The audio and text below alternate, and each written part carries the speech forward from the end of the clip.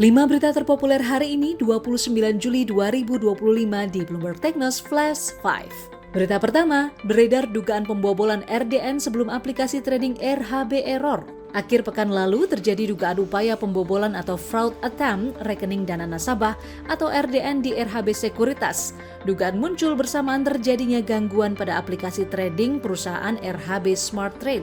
Berdasarkan informasi, insiden ini melibatkan transfer dana tidak sah dari sejumlah RDN RHB Sekuritas ke rekening lain atas nama pihak ketiga pada Sabtu 26 Juli 2025 dan melibatkan pengalian dana ke rekening atas nama PT Batrix Baterai Indonesia dengan dugaan transfer keluar melalui Permata e-Business.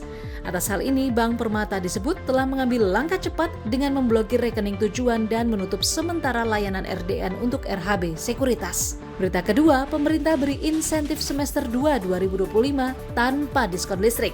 Pemerintah kembali berencana memberikan paket insentif pada periode semester 2 2025 sebagai upaya mendongkrak pertumbuhan ekonomi hingga akhir tahun. Berbeda dari tahun lalu, Menko Perekonomian Erlangga Hartarto menyebut insentif kali ini tidak memberikan diskon tarif listrik, namun hanya meliputi diskon tiket pesawat, diskon tiket kereta api, dan diskon tarif perjalanan tol, serta insentif komprehensif pariwisata jelang libur Natal dan Tahun Baru 2026. Erlangga mengatakan pemerintah mendorong percepatan realisasi belanja kementerian dan lembaga, seperti menekankan peningkatan kualitas data serta aksesibilitas informasi kawasan ekonomi khusus atau KEK dan kawasan industri atau KI, melalui sinergi dengan Badan Pusat Statistik atau BPS. Kemudian percepatan implementasi kredit investasi padat karya, peningkatan target program fasilitas likuiditas pembiayaan perumahan atau FLPP, hingga implementasi kredit program perumahan dan penyerapan program bantuan stimulan perumahan swadaya atau BSPS.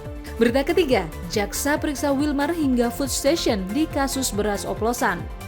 Kejaksaan Agung memanggil dan meminta keterangan 6 produsen beras dalam penyelidikan kasus dugaan tindak pidana ketidaksesuaian mutu standar beras alias beras oplosan. Pemanggilan terhadap PT Wilmar Padi Indonesia, PT Food Station, PT Belitang Panen Raya, PT Unifood Candi Indonesia, PT Subur Jaya Indotama, dan PT Sentosa Utama Lestari atau JAFA telah dilayangkan sejak Rabu 23 Juli 2025. Sebelumnya, Ketua Satgas Pangan Polri Brigjen Helvi Assegaf mengatakan kerugian akibat praktik beras yang tidak sesuai mutu standar pada klaim kemasan atau oplosan ini mencapai Rp99,35 triliun per tahun.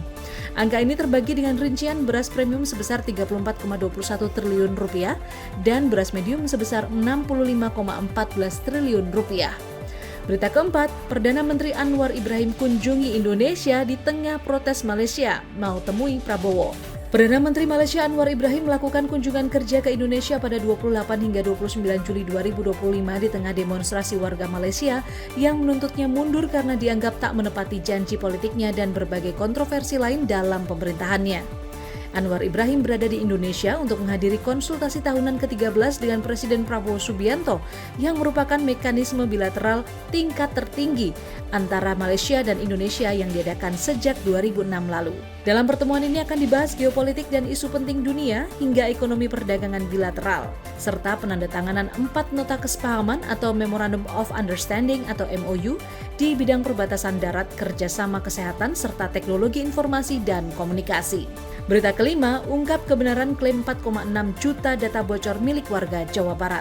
Beredar kabar dugaan kebocoran 4,6 juta data milik warga Jawa Barat yang diungkapkan akun anonim di media sosial X @GhostTakerWar atau @DigitalGhost yang mengklaim menguasai nama, NIK, email, alamat, jenis kelamin, tempat tanggal lahir, dan sebagainya. Akun GhostTakerWar baru bergabung pada forum pada Juni 2025 dengan skor kredibilitas 99,00. Namun, setelah unggahan dilakukan, kini kedua akun tersebut tak lagi ditemukan atau hilang. Menanggapi hal ini, Kepala Dinas Komunikasi dan Informatika Jawa Barat Adi Komar membantah adanya kebocoran data. Ia mengaku hasil investigasi tidak mengarah pada peretasan dan diduga akun tersebut hanya mengklaim memiliki data dan mengunggahnya di forum dark web. Ini dia 5 berita terpopuler pilihan Bloomberg Technos hari ini. Ikuti terus update selanjutnya di www.bloombergtechnos.com.